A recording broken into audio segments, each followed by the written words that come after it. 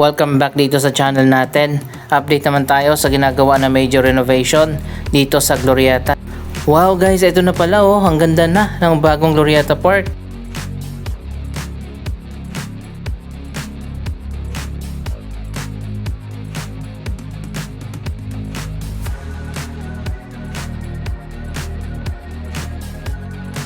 Wala na nga yung service road dito at papalitan na yan ng mga walkway, mini garden at dito sa gitna magkakaroon ng fountain.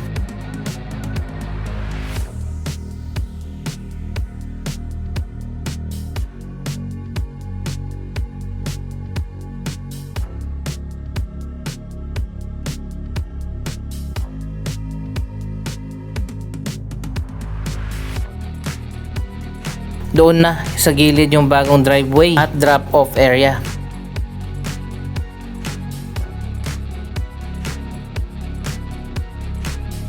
Eto na pala oh, ang ganda na ng bagong design ng park.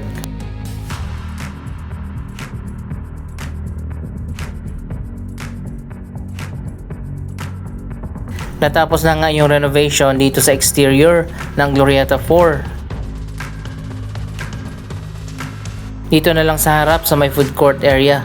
Ito na pala yung bagong logo design ng Glorieta.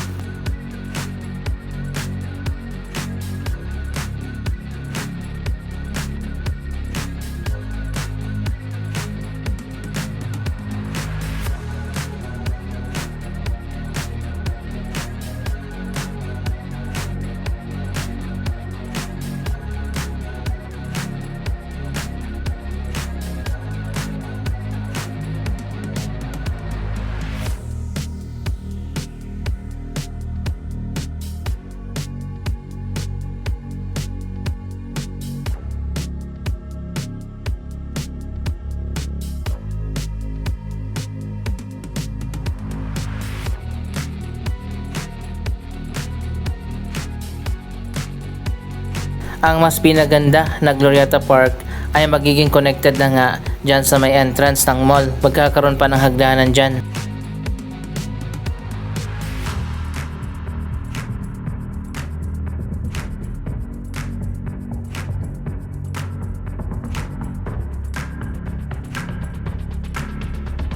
Yung fountain pala dito yung nakatago nasa ilalim.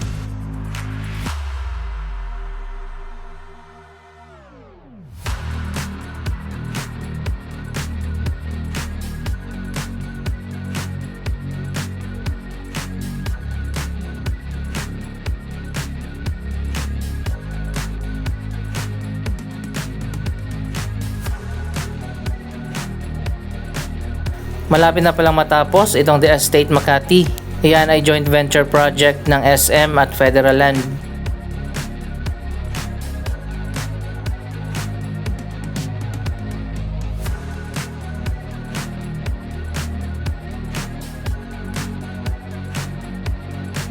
Bago na rin pala at papalitan na yung logo ng Glorieta 5. Nagkaroon na nga ng redesign at bago na yung logo ng iba't ibang mga Ayala Malls.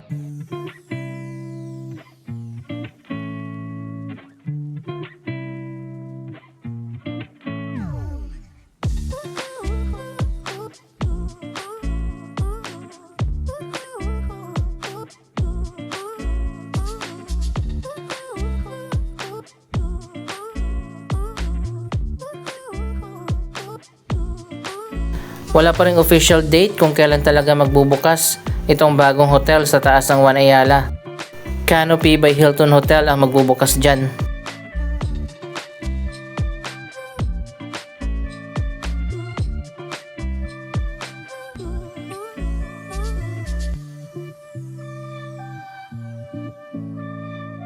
Dito naman tayo sa kabilang side. Ayan, ginagawa na rin yung bagong exterior.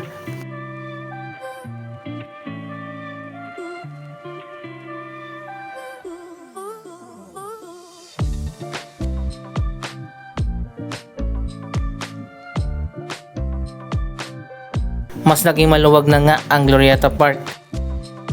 Yung mga upuan niya ay pabilog pa rin.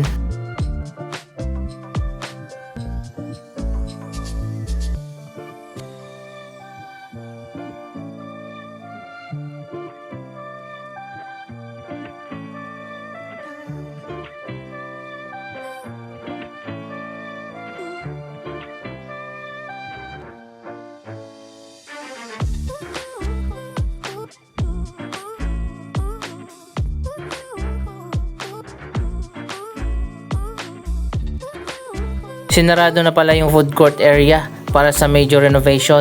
Yan na lang ang huling gagawin dyan sa loob ng mall at tapos na ang redevelopment ng Glorietta.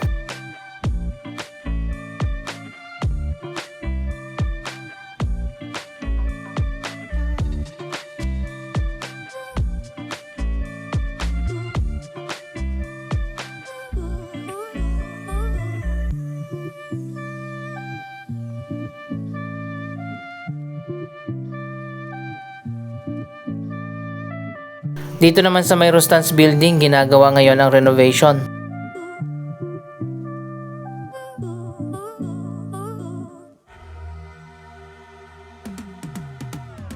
Magiging ganito ang design niyan kapag natapos na.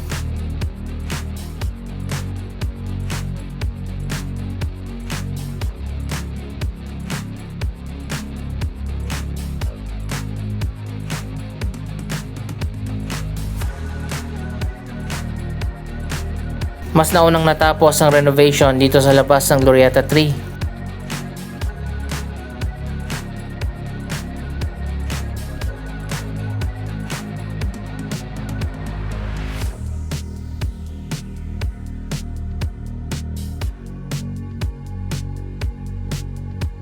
Wala pa tayong iconic building design dito sa ating bansa.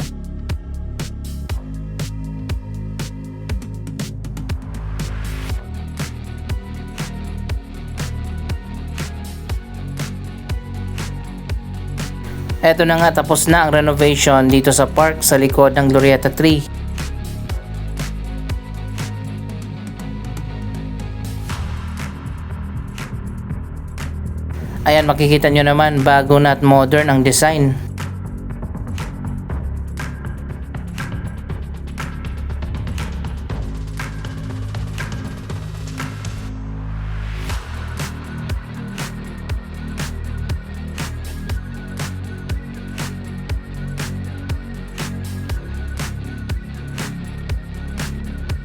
Ayan, may canopy na rin pala dito at meron ng ramp para sa mga PWD.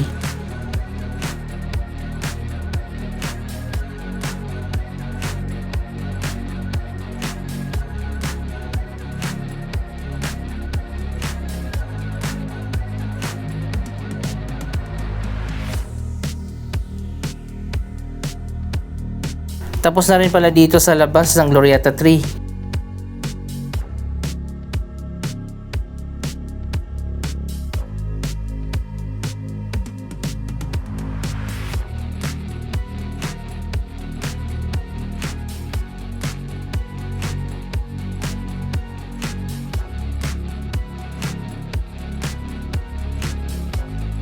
Ayan, nailagay na rin ang bagong signage dito sa taas.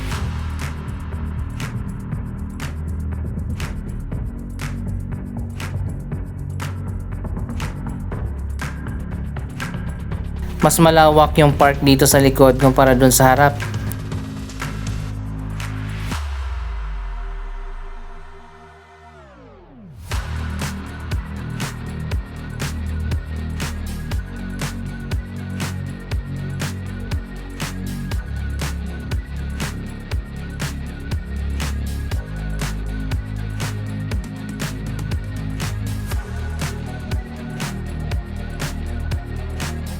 Ayan guys, meron ng canopy dito. Mas maluwag na rin yung mga walkway.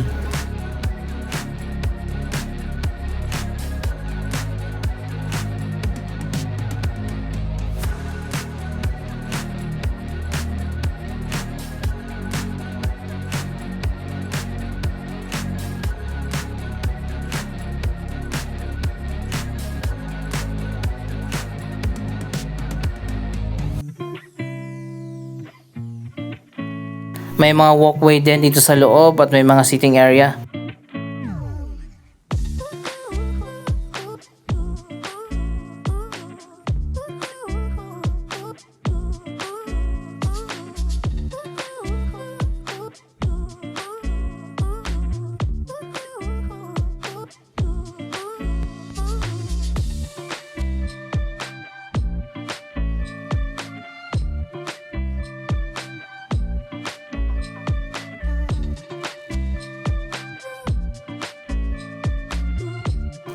Doon naman sa may Greenbelt, ginagawa na ngayon ang bagong Greenbelt 1 Mall.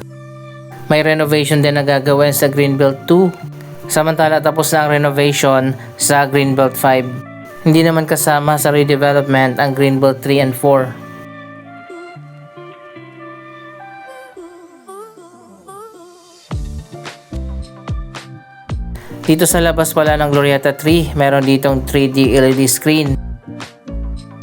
Hindi masyadong kita kapag ganitong maaraw, pero sa gabi maganda yan.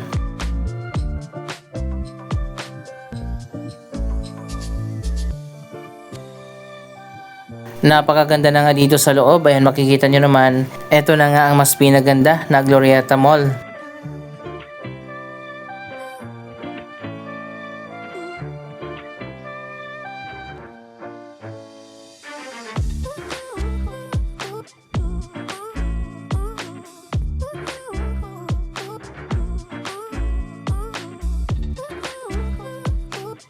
Mas maganda na ang bagong ceiling design.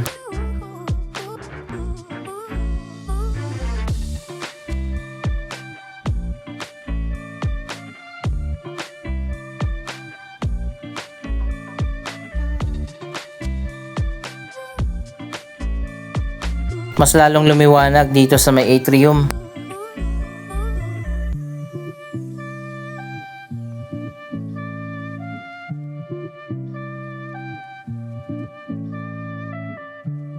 May giant LED screen na rin dito.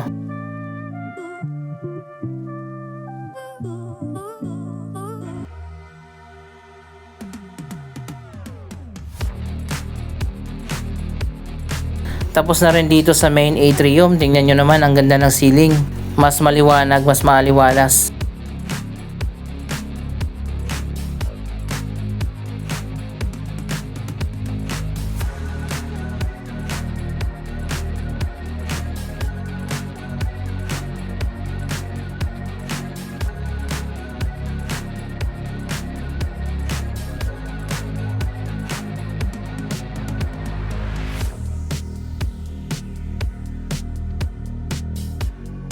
Sa tingin ko nasa 80% na natapos ang renovation dito sa loob ng Glorietta.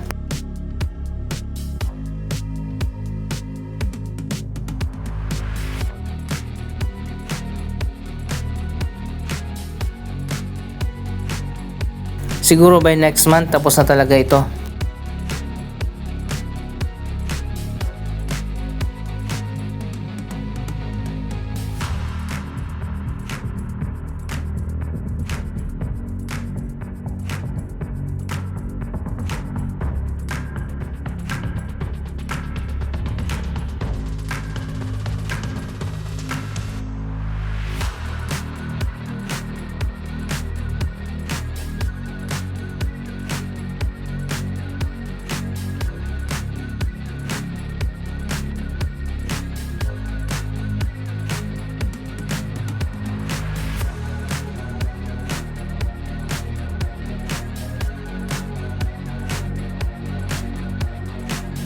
Grabe, napakaganda ng design dito sa loob ng mall.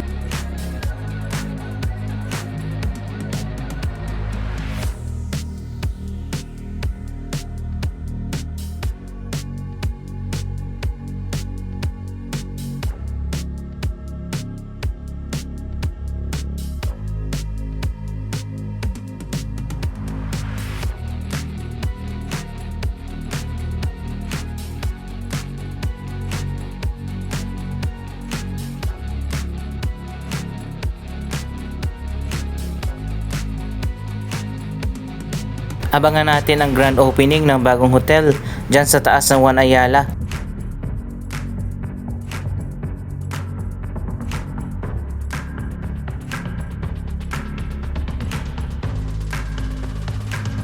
Anong masasabi nyo sa proyektong ito?